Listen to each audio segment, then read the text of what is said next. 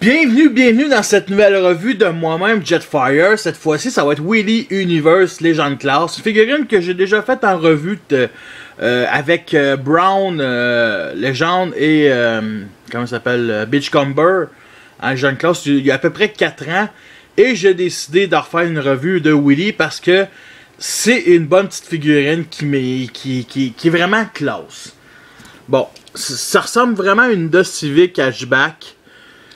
Un peu à la Skid Generation ou limite un peu Bumblebee, mais plus Skids que Bee. Les couleurs gris plastique, un bleu ciel ici, signe Autobo, des phares jaunes, un petit peu malheureusement la peinture est partie. Mais c'est une figurine que j'ai 6 ans. C'est une figurine que j'ai jamais vue au Québec, à part une seule fois à une boutique du nom de Winners qui coûtait 5$. Et sérieusement, j'aime beaucoup cette figurine là. C'est sûr que c'est du Legend Class, fait que la transformation est pas mal assez basique.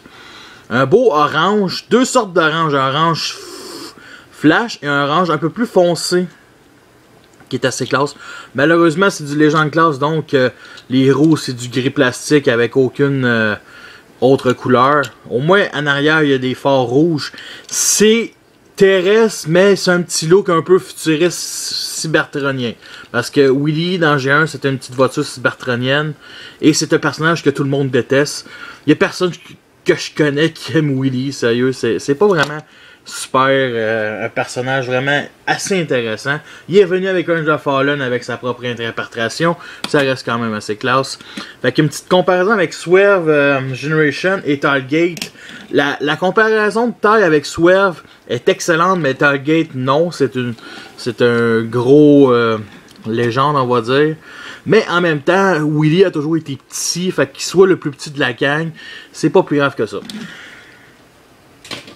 Petite comparaison aussi avec Ramon, le rhinocéros de Blasters. Au moins les deux faits ensemble. Fait que j'aime bien ce petit Ramon là. En commençant la transformation est très bien simple.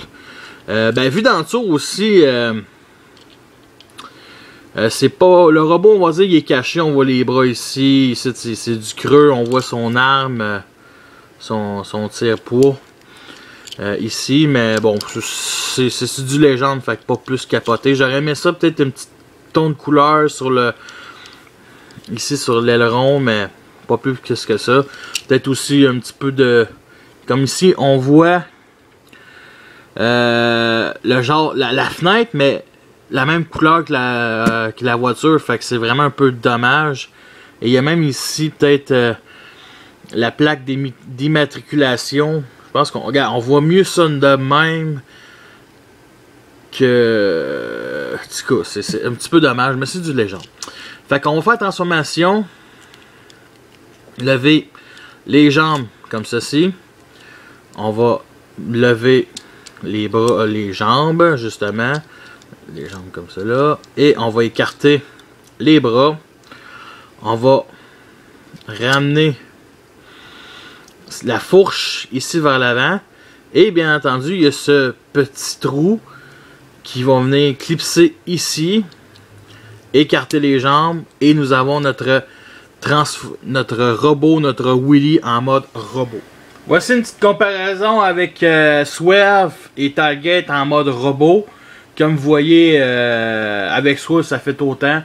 Mais avec en mode robot, il est plus petit que Target. Mais c'est pas plus grave que ça. Parce que parce qu'il est sorti bien entendu dans la vague des mini-bots dans G1. Fait qu'il était autant de la grosseur des autres. Mais dans Syrie, il a toujours été tout seul avec Daniel. Puis il me semble qu'il n'a jamais été avec le groupe de mini-bots de la saison 3. Le groupe de saison 3 était les 5 ensemble, me semble. Mais bon, c'est pas plus grave que ça. Sinon, une autre petite comparaison avec Ramon en mode. Qui a resté son mode rhinocéros. Et bien entendu, Grimlock, son partner dans les films. Dans le film, excusez. Comme ceci. On doit écarter les jambes. Comme cela. C'est cool. Willy, maître du monde. Non, c'est Grimlock, le maître du monde. Sa tête est quand même très très belle. Il y a des rumeurs aussi qu'il y ait un autre jouet de lui, mais à date, ce ne sont que des rumeurs. D'après moi, ça débarquera pas avant Titan Wars. Il y a son arme, bien entendu, son tire-poids ici, qui ne sert à rien. Ça sert vraiment à rien de mettre son arme comme ça. C'est ici qu'on doit avoir. Ce que j'aurais aimé ça, c'est que cette partie-là, les portières se replient en arrière parce que ça fait vraiment des grosses épaules démesurées. C'est ça qui est un petit peu de dommage. Mais c'est du légende, fait que c'est pas si grave que ça. Vous les payez 5$, ça vaut 5$. Côté articulation, les bras sont sur bas joint, comme ça. Ici, ils sont sur bas joint. Articulation vers l'avant. Les pieds peuvent se replier, mais ça, c'est toutes des étapes de transformation. Est-ce qu'on peut y faire une passe d'attaque? La réponse est non. C'est trop limité comme articulation. Ça reste quand même une bonne petite figurine. Le backpack, il y a la vitre ici qui aurait pu se replier un petit peu plus, mais c'est pas grave, c'est du légende. Ici aussi, le backpack, c'est le derrière de la voiture, c'est pas plus grave que ça. Mais ça reste une belle petite figurine. Très très chouette. Est-ce que c'est une figurine qui en vaut la peine? Moi, sérieusement, je connais personne d'autre qui l'a. Ok, je connais personne, aucun Français. Ben, les Français ont déjà de la misère à avoir du TF. Je connais aucun Québécois qui l'a. Je pense que je suis seul dans l'univers qui a cette figurine-là. Ben non, c'est pas vrai, mais sérieux, c'est une figurine qui est rare.